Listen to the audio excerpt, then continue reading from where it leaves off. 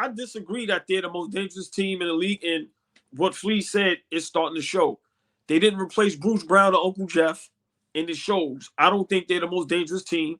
Everybody know who I said it was the most dangerous team. I don't know if y'all discussed Dallas, but remember, I was high on Dallas. We haven't talked about Dallas. We're going. I think that's the last team. No. All right. So just for me, Denver. Like I told y'all, I'm being honest. I gotta agree with Flea when he gave his prediction. I had to put them kind of high because they defended champs, and Joker is arguably every night the best player in the NBA. I just don't see them repeating, and just the emergence of these young teams. Like I said, Kawhi and them got James Harden now, and we see what Phoenix looks like when they're healthy. When all three of those guys are so, for me, I don't think what Denver did last year, just running through everybody, pause. I don't see it. So for me, I don't see them being the most dangerous team in the NBA. Nah. Fair enough. They're young coming off the bench. Don mentioned something when we did do these rankings, and I've been kind of paying attention to it for the entire season. Christian Braun hasn't really impressed me this year, and I thought, and I thought that what he was in the playoffs, because nobody has tape on him. He was a rookie last year. Nobody catches everybody off guard. There's a bunch of players that do that, right? And then it catches up to you. You don't improve as a player. Now we got our antennas up for you. Now you're not going to just pop into a game and score 16, 18 points and we don't know what you're capable of. No. Now we game plan. You're part of the scouting report and we're going to neutralize you. You're not even going to be a reason why they win or lose, right? So I thought that he would go to another level. But as small as it may sound, like when you said that too, I was like, damn, only Bruce Brown and Jeff Green? But no, Bruce Brown and Jeff Green, guys that were really, important pieces for them last year, are off the team right now. You didn't replace them with anybody who has playoff experience. Let me say that. You replaced them, like you said, Peyton Watson, Christian Braun, a couple other guys over there, but you didn't replace them with playoff experience. So go ahead, OG. But for me, and y'all can respond or not. One guy who flies under the radar, gets no smoke, didn't step up, and that's Michael Porter Jr. So to me, that's where it lies at. If he doesn't step up, 6'10", can knock down a three, and don't know what else he can do because he attempts to do nothing else but shoot the three.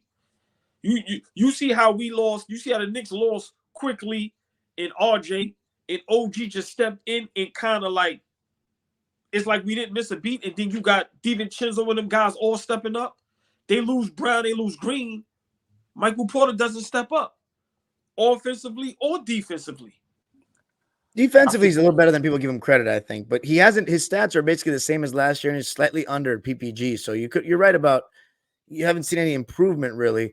I wonder if that's more that they don't look for him or he doesn't demand the ball. But you're right. You got to hold him accountable to some degree. I agree with that. Can I actually when people talk about the Denver Nuggets, all they talk about is Joker or Jamal Murray. You never hear Michael Porter Jr.'s name mentioned at all.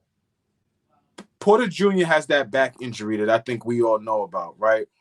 But then there's a foot injury, and I forget the name of it. There's a special name for it right now. I'm not going to jack up the name. Diamond. Fighters or some. I'm not going. I ain't going to look. You know what I'm saying? I ain't going to try to play with it, right? But Fabian, if you got a second to look, or Dime, if y'all can look, there's a special name for a foot injury that this dude is dealing with that is not being projected to us, the world, the media, all of that. Nobody's talking about it. And I'm not giving him a pass because I'm very hard on Michael Porter Jr. He dropped into the draft when going into that draft, he was the projected number one pick. I don't know if y'all remember. Yes. He was the projected number one pick in his draft. And obviously because of the back injury, he fell. And I think he's the first player in that draft to win a championship. Somebody fact check that for me. I don't know. I got to recheck that draft. Yeah. But he was supposed to be number one, and he ended up being 14 because I know that the Knicks were flirting to get him. It's called foot drop, the foot injury he has now. Foot drop. There we go. So it's literally painful when his heel touches the floor. So when dude gets out of bed, OG, when dude is walking up the floor, when he's standing in the shower, like he's in pain. So again, not an excuse, but for a guy that has been able to duplicate what he did last year, he's just doing it again with no elevation and no drop off. I mean, thanks for continuing to provide us what you gave us last year. But that front office, Calvin Booth, we calling you out, Calvin Booth, former NBA player Calvin Booth. You're the GM, right?